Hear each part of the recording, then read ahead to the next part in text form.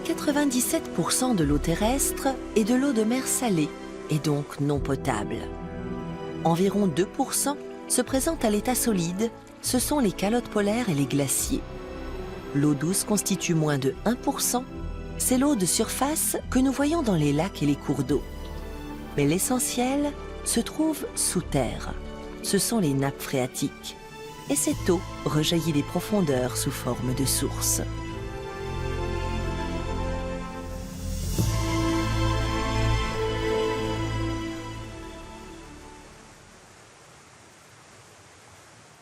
Salut, soyez les bienvenus dans Xenius avec pour commencer cette superbe vue sur les volcans de la chaîne des Puys en Auvergne. Avec Adriane, on a profité de ce ballon de Vulcania pour prendre un peu de hauteur. Oui, ce que l'on veut vous montrer, c'est ça. C'est le plus grand réservoir d'eau naturelle de France. Car nous voulons savoir d'où vient l'eau, quel est son cycle et l'homme, où y a-t-il accès? En Auvergne, c'est simple, l'eau jaillit littéralement du sol. Pour mieux comprendre pourquoi, direction sous terre, dans ces roches volcaniques. Car ici, la géologie est unique en son genre et a permis à un réseau d'eau très complexe de se tisser sur plusieurs milliers d'années. L'Auvergne n'est pas seulement synonyme de paysages sauvages, de régions désertes et de volcans, elle recèle aussi plus de 1000 sources. Et c'est là une eau bien particulière.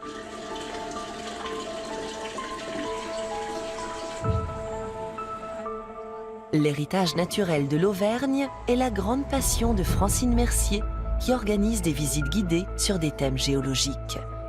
En Auvergne, elle a observé des phénomènes hydrauliques passionnants. Elle nous explique les origines de cette abondance.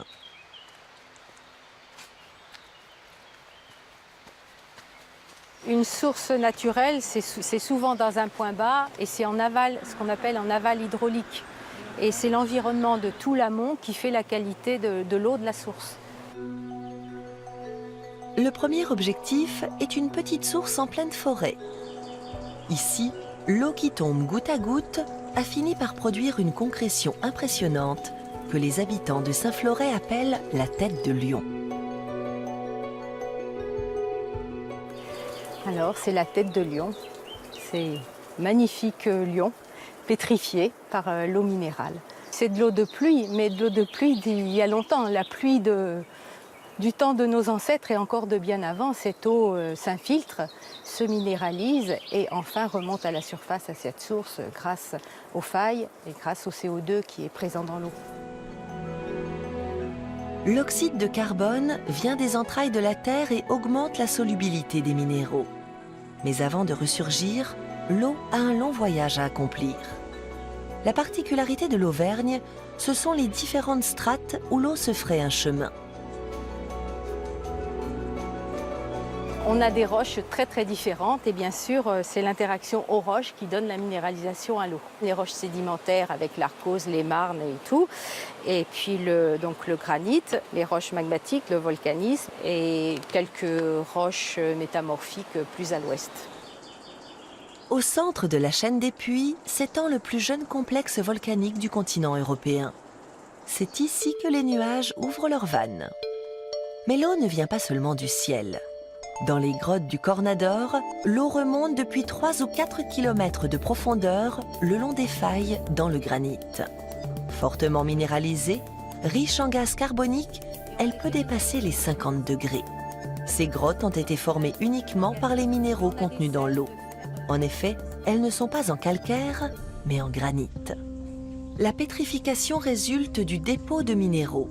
Des objets sur lesquels, plusieurs mois durant, coule une eau fortement minéralisée, finissent par se pétrifier. Mais les formations naturelles sont encore plus impressionnantes. En compagnie de Francine Mercier, nous voici en route pour une petite source au cœur des volcans. L'eau se faufile à travers les anciennes coulées de lave, et ce souvent sur des kilomètres. Francine voudrait tester les propriétés de cette eau.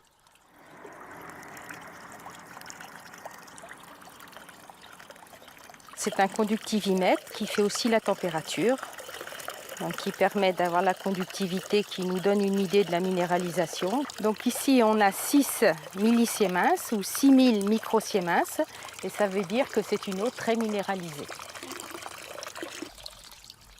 Cette eau de source fait 13 degrés. Elle est bien sûr purifiée et potable, mais elle n'est pas très fraîche et ne plaît pas à tout le monde.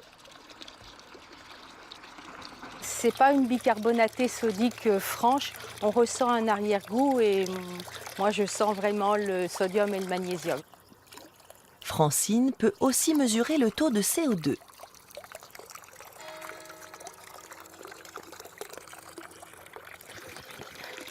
Et donc il sort autant d'eau qu'il y a de gaz. Francine relève 1,8 g de gaz carbonique au litre. L'eau des régions volcaniques, dont le bassin est souvent très vaste, présente une grande diversité. Émilie et Adriane sont en route vers une source souterraine au beau milieu de ce paysage volcanique.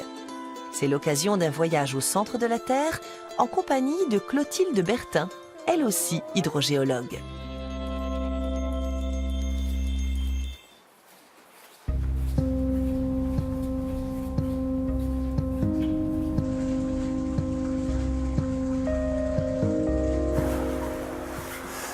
Alors, ça fait presque une demi-heure que l'on marche ici dans ce tunnel. Il fait froid, 10 degrés et c'est très humide. Alors, on peut le voir, hein, cela suinte vraiment de partout.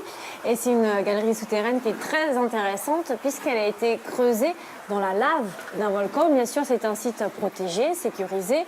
Clotilde, alors si on voit au bout de ce tunnel, où est-ce qu'il nous amène? Ce tunnel va nous permettre d'arriver au cœur de la nappe souterraine. Donc, cela veut dire qu'on n'est pas encore là parce que l'eau ici est partout déjà. Elle est déjà partout. On a l'impression que cette lave est très compacte, très imperméable, mais il y a des petites fissures qui permettent à l'eau de venir de la surface vers les profondeurs. Parce que c'est ça l'idée, en fait. L'eau cherche toujours à aller vers la profondeur. Tout à fait. Jusqu'à ce qu'elle soit arrêtée par une roche qui soit imperméable et qui permet de la formation d'une nappe souterraine. C'est notre prochaine étape. Tout à fait. On y va. On y va.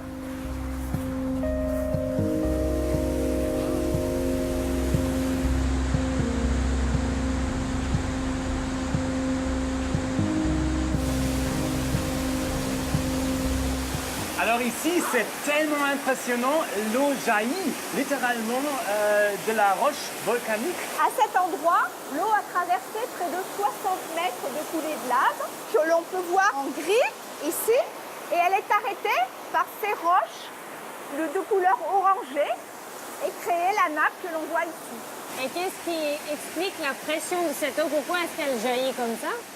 La pluie qui est tombée sur les volcans et qui a traversé toutes ces formations volcaniques. C'est-à-dire que ça jaillit en fait d'une façon infinie. Voilà, tout à fait. Et le débit que l'on peut avoir ici est de l'ordre de 30 litres seconde et peut monter jusqu'à 140 litres seconde. C'est vraiment un point stratégique. Comment est-ce que l'homme a su qu'il fallait creuser jusqu'ici pour avoir accès à cette eau qui jaillit? Il y avait déjà des indices de présence d'eau sous cette coulée de lave parce qu'il y avait des sources tout sur le pourtour de la coulée. Et puis on a fait des forages sur la surface de la coulée pour trouver l'endroit où il y avait le plus d'eau. Et c'est comme ça qu'on a pensé à creuser cette galerie et à remonter jusqu'ici. H2O, c'est la formule chimique que tout le monde connaît car l'eau est partout tout le temps. C'est ce qui est fascinant. Sur Terre, la quantité d'eau reste toujours la même. L'eau, en fait, tourne dans son propre cycle. L'eau, liquide, vaporisée dans les nuages ou gelée, fait partie d'un éternel recommencement au cours duquel elle traverse tous les réservoirs d'eau de la planète.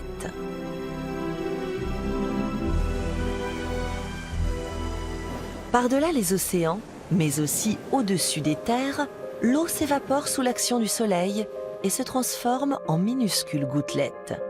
C'est ainsi qu'elle arrive, en tant que vapeur d'eau, dans l'atmosphère.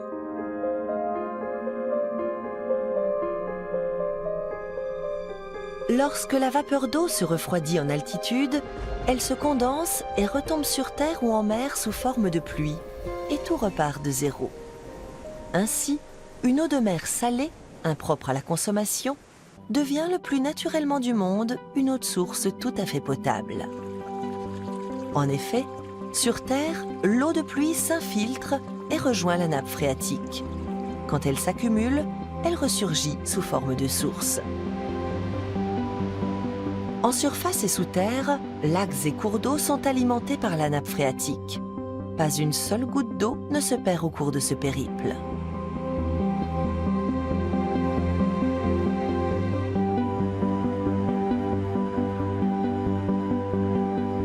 L'eau se mêle à la neige fondue descendue des montagnes, rejoint la rivière et fait son lit.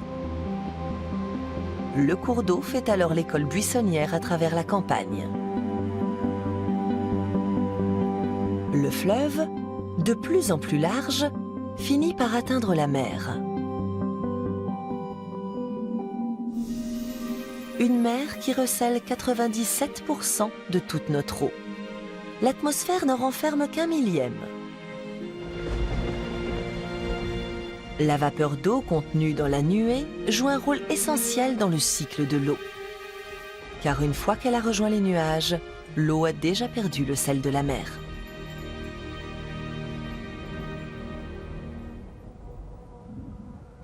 Donc c'est ici qu'on voit la main de l'homme et l'entrée du captage. Qu'est-ce qui se passerait en fait si il n'y avait pas cette canalisation? Qu'est-ce qu'elle ferait l'eau? Eh bien, l'eau rejoindrait une rivière qui est située quelques kilomètres en amont et puis rejoindrait l'océan et repartirait dans les nuages par la suite. L'eau de source, en fait, c'est de l'eau potable normalement. On peut la boire comme ça? Ah oui, il n'y a pas de souci. Vous pouvez y aller. On essaye. À votre santé.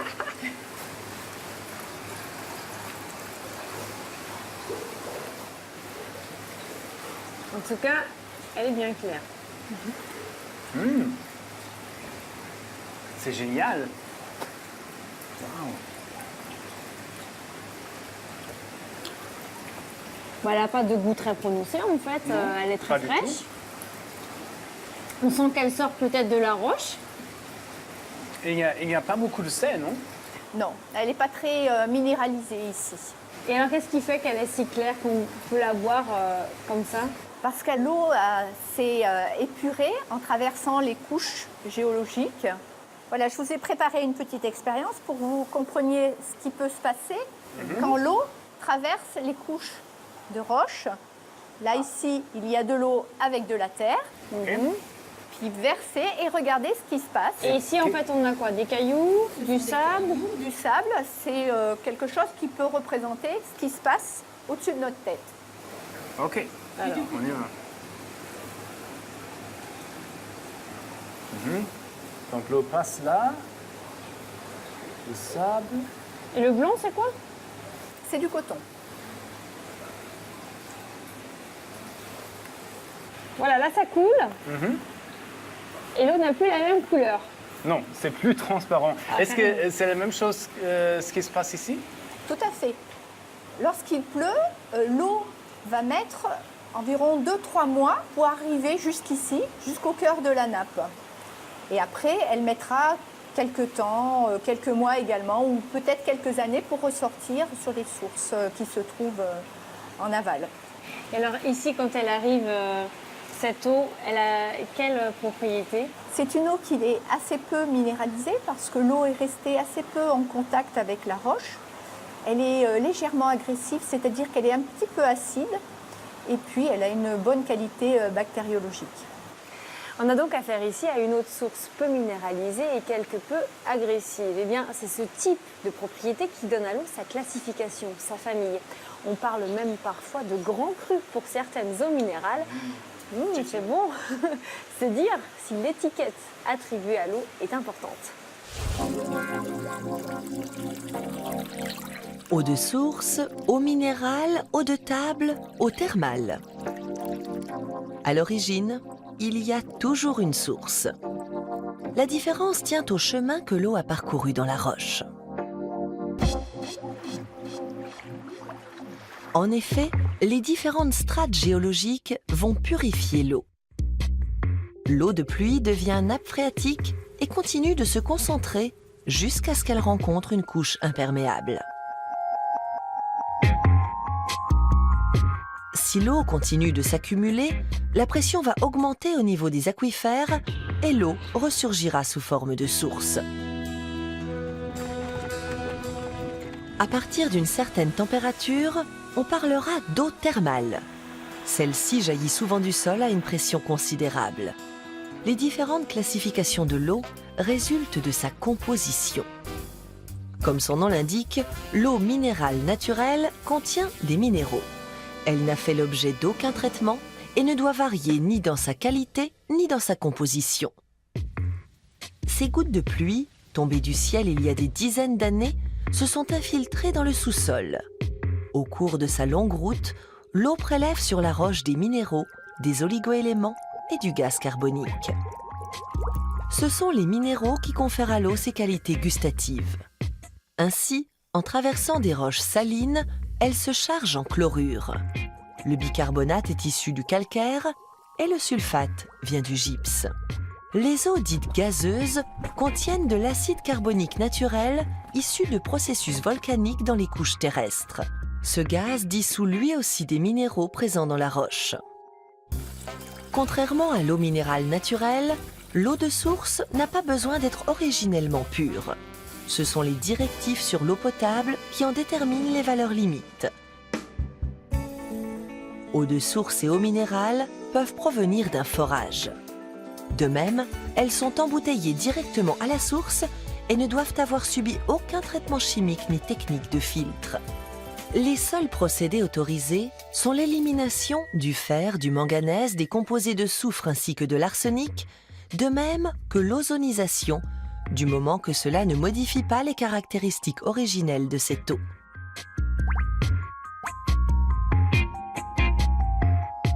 L'eau thermale a une histoire particulièrement longue.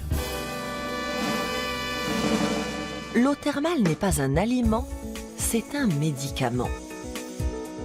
Comme elle vient des profondeurs, elle est souvent assez chaude. Sa composition doit avoir un effet bien particulier sur l'organisme. L'acide chlorhydrique stimule la digestion car c'est un composant du suc gastrique. Le magnésium est indiqué en cas de problème cardiovasculaire et le fluor aide à renforcer la structure cellulaire. En matière de naturel, l'eau de table est loin derrière les autres. Cette eau potable ayant subi un traitement spécifique, elle relève de la production artificielle. De l'eau minérale naturelle, de l'eau de mer ou des sels ont pu y être ajoutés. L'eau minérale naturelle doit être servie dans sa bouteille d'origine. L'eau de table, elle, peut varier dans son conditionnement. L'étiquette doit renseigner le consommateur sur le lieu d'origine et la nature de ce qu'il est en train de boire. Des contrôles réguliers viennent confirmer la composition des éléments caractéristiques.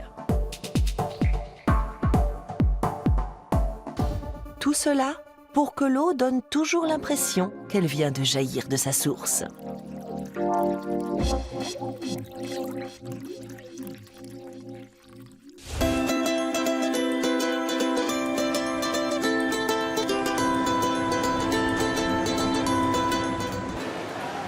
On se trouve maintenant à 1,5 km du point de captage que l'on a vu tout à l'heure. Ces bassins appartiennent à l'usine de traitement de l'eau qui alimente 17 000 foyers en eau potable.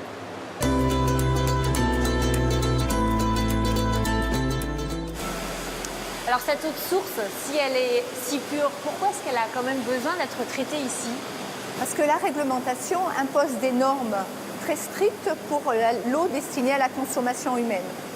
Donc il va falloir neutraliser l'agressivité de l'eau. Et puis également, cette eau contient un petit peu d'arsenic.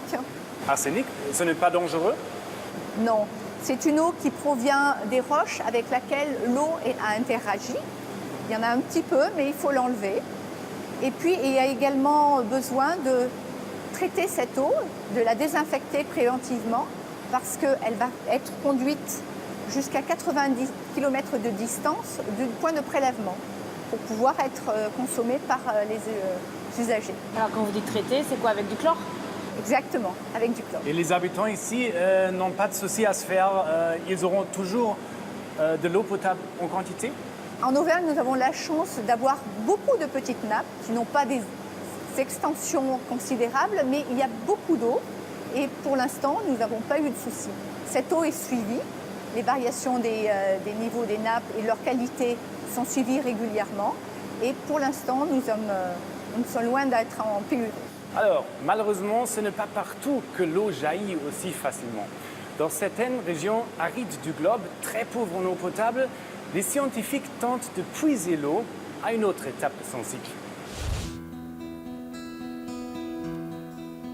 Les alentours de la montagne de Boutmesguida, non loin de la ville côtière de Sidi Ifni, comptent parmi les contrées les plus sèches du Maroc. Ici, le sol est avare, il ne pleut que rarement et les puits sont souvent à sec. Aussi, des femmes comme Zaina doivent-elles aller chercher de l'eau dans les vallées environnantes. Dans toute l'Afrique, les femmes et les enfants passent plusieurs heures par jour et parcourent des dizaines de kilomètres pour aller chercher de l'eau potable pour leur famille.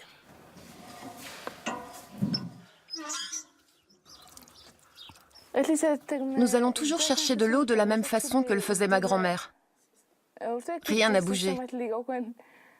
J'espère que ce projet amènera un changement radical pour que les gens ne soient plus obligés de transporter leur eau à dos d'âne. L'idée, c'est de capter l'eau à un autre niveau du cycle hydraulique, dans la brume et les nuages. 18 mois durant, la fondation allemande Wasserstiftung a testé la résistance et le rendement de cadres en acier, de suspension de filets et de différentes toiles, en synthétique et en acier inoxydable, afin d'ériger ici des collecteurs de brume.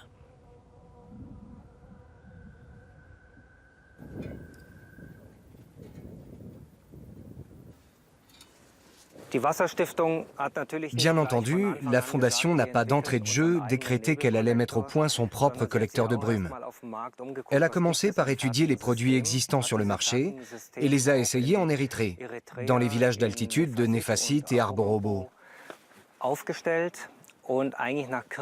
Il a bien vite fallu constater que ceux-ci ne résistaient pas à des vents de 120 km/h. Et que se passe-t-il quand ce genre d'installation tombe en panne? Eh bien, elle reste en panne. Parce que la population n'a ni les moyens ni les connaissances techniques pour en assurer la maintenance.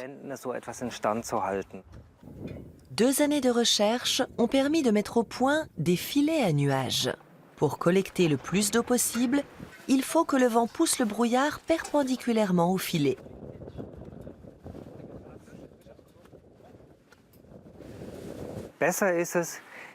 Ce qu'il faut, c'est que la force du vent se répartisse sur tout le filet.